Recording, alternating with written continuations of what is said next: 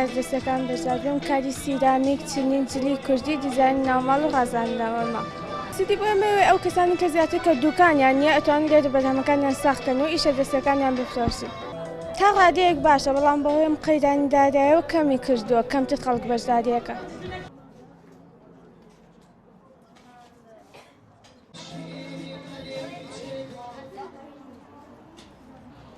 ئەم پێشنگایە مەمە سێهەم ساڵە ئێمە بەشداریەکەین پێشنگایەکی ڕێکخراوی کوردیۆیە بۆ کارە دەستیەکان وەکو پێشنگایەکی ئاموایە بۆ هەموو خانمێک لە هەر شارێک بێت.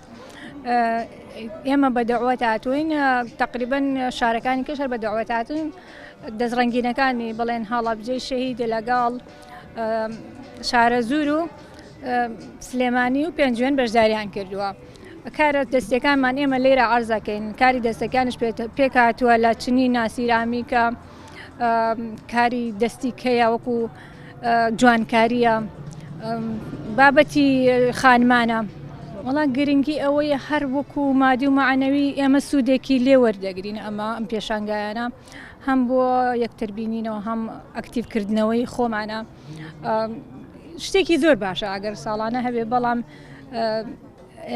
ئێستا لە ئێستاە پێشەنگە زۆر شتێکی خۆشە بکرێ بەڵام داهاتێکی وای نیە چونکە بارودۆخی کوردستان وای لێ هاتووە کە مەعاش نەبوو موچە نەبوو بازاڕیش نابێت.